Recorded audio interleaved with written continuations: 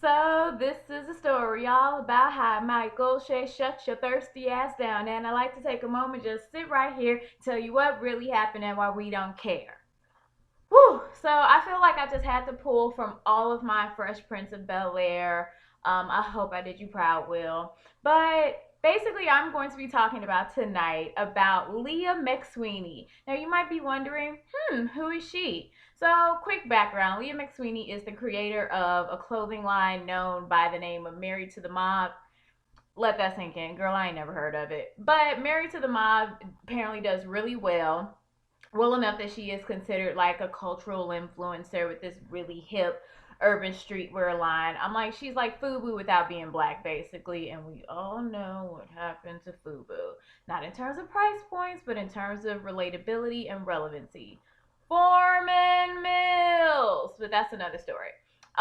She basically went on a rant which received a lot of attention because she attacked, or it came out that she was attacking him, but she basically went on a tangent about how she felt disrespected by SNL comedian as actor Michael Shay. Now, if anyone knows Michael Shay, he's one of the funniest people on the new cast. I love him to death. I think he's amazing, and he really can do no wrong in my book. Now, she basically went on to tell the story on this podcast that she does, again, something I've never heard of, called improper etiquette. So she does it with like some other random girl. Let me not call the other girl random because I don't know who that child is. But she does the podcast with another woman. Now, long and short of it, she was saying how he was an asshole, a fucking dork who wears Air Force Ones. Ooh. She might as well have said he was in like Fila or Skechers. She came for him. And then she was like, he made me feel like he was being super condescending and comedians are the worst. And yeah, I've talked to comedians before, but who is he to act this way? He's like a D-lister. Like, it's not like I'm blowing up Jay-Z's spot. Whether you think he is the Al Pacino of SNL or you think he is like Stephen Baldwin, the fact of the matter is he is still a public figure. Me, I'm not even a Z-list celebrity. I'm not a celebrity at all. I barely got 200. No, lies. I barely have 120 subscribers, let alone thousands of people who look up to me or, really want to know what I'm doing in my day to day. So I'm not here to judge or to, come for you or whatever it is that you've accomplished. When I say I don't care and I don't know you, it's not to be shady. It's just you are not in the sphere of my world. I don't wear, just because I'm black doesn't mean I wear urban streetwear. I never have. And on top of it, if I was going to get it, I'm not going to get it from some random white girl. I'm going to get it from like true, authentic, originators of the urban streetwear culture. That's just what it is. Now, when we all first heard about this, I was like, damn, Michael Shay, like, come on, you seem like a cool dude. Don't be like one of these douchebags. Until the article started to roll in. Jezebel, BET, Gossip, everybody that was calling bullshit because of her. Michael Shay was like, dun da da da, and produced all the text messages. Now, mind you, it is a smooth January 12th. Like, why our minds and spirits should be mentally prepping ourselves that President Obama and Uncle Joe are leaving the White House and the rest of the family got to pack up and move. And we all should be sending our donations to make sure that they have bubble wrap and double stick tape and all their boxes and additives, for this big momentous move. Not only that, but they just repealed affordable health care. Like, there's real shit for us to be thinking about. But I kept seeing this story on my man Michael Shay. I look up, and each text message was just one more normal than the next on his part. Like, she was from Jump Street. The attitude that I got was one of like, hey, how you doing? So it started off cool. Then it was like, hey, how you doing? What do you like to do? Ooh, I like to do this.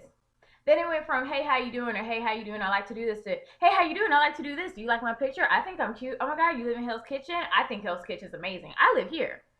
And each time, she's getting more frantic and more, thirst quenched than the text message before. And even if he did respond to her, he'd be like, cool.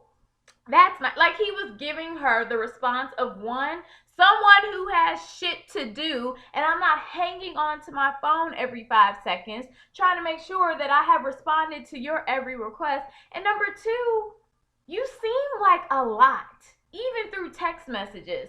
There was no air of condescension in his tone, which we all know we all do it. We exaggerate tones through text messages all the time. But no, for real, like there was nothing that could be construed into like him thinking more of himself than you. He was just being boring, which typically happens when a guy really don't want to talk to you, or he has a lot of options and you just ain't even the top 5 that he can pick from.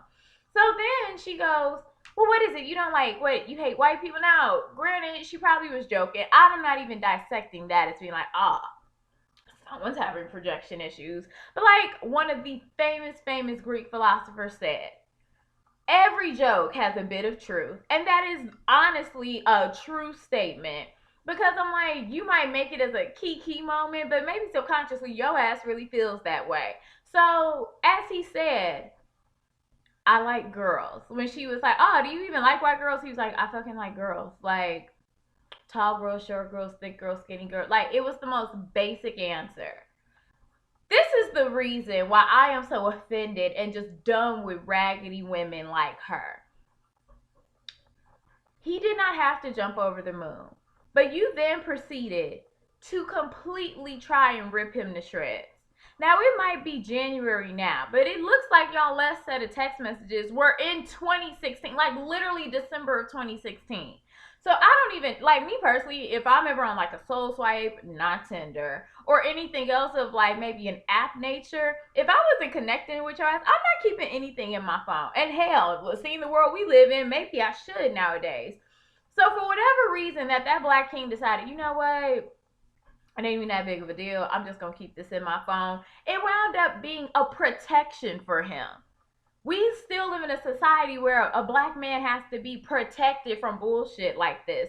Because we already knew that Lena Dunham was getting her size 14 cape and outfit ready. She was knocking on Amy Schumer's door, and they were about to have a field day and toast marshmallows and prep their next Twitter attack on whatever unsuspecting person because they got their little white girl feelings hurt. And we have to protect white women. Like, because all they think is that feminism actually is for them, which is why there's about to be a women's march on Washington, because everyone else is like, girl, we don't have the problems that you have, and you all never include us in anything besides your little petty ass problems.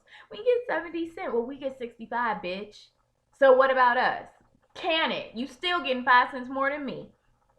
So I say that in the sense of to just blindly go with her word. The claws were being sharpened, the noose was being tightened, and the tree was being checked to make sure it was sound enough so that his assassination of his character could get underway for the townsfolk. This is the bullshit that even though people don't get, well, some people have still been getting lynched, and we just don't want to talk about it, like the man found in Piedmont Park and he just happened to be there. Okay, bruh. But I'm like, outwardly, yes, lynching has been outlawed. It's a federal law against it, the Emmett Till Act and all this great stuff. But I'm like, do you think for a second that had this been 1945 or 1962, that first off, he wouldn't be an SNL actor in that time frame because wasn't nobody getting them type of roles. And second of all, do you not think that his life would have been over? Literally. That type of mindset, that type of mantra, it has been something that has, even though it isn't physically still carried out necessarily, it still permeates our society. And that's why when I was looking at her, I was like, I have no problem with interracial relationships. Half my family look like the damn United Nations. Like, I'm over here literally just all type of ethnicities are running through this blood of mine. But at the end of the day, I am not about to sit here and tolerate a woman that thinks it's okay to get in her feelings, completely exacerbate a situation. And now when you go on her IG page, bad publicity. Bitch, it's bad publicity because of you. This wasn't nobody that was just like scrolling. Ooh, let's just mess up this random white entrepreneur's life. No one was coming for you. You started this. And now you want to get on the defensive, like, oh, I don't know why people are making such a big deal. We're making a big deal out of it because if he didn't have that, you'd have been able to sit here in your bullshit and sing this same Taylor Swift song of, I didn't know this was gonna happen. And then Kim Kardashian gotta have the receipts like, you did know.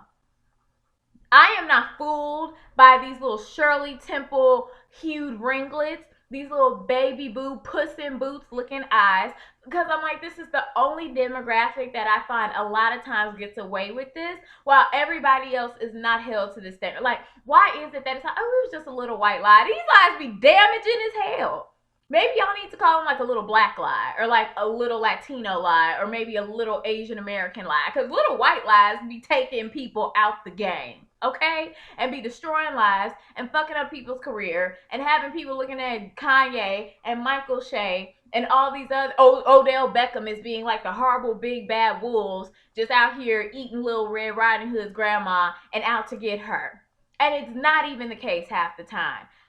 From the way she even discussed the messages, I thought he was like Chris Brown times two. I'm like, damn, really? This is what we're doing, sir? And then only to find out he had nothing for her. And even with her still being in her feelings, this ridiculously non-fuck giving black king tweeted, I'm embracing my curse. Petty to the highest extent and showing, girl, I'm in Hell's Kitchen getting checks and about to do my Michael Shea Still Matters on Netflix. Nothing you can say can bother me. So thank you, Michael Shea, for having class with a touch of pet, which is what I love, because it's just a sprinkle of pettiness, just a sprinkling of it is all I need. And for Lena, oh, Lord, I'm getting you confused with the other white one.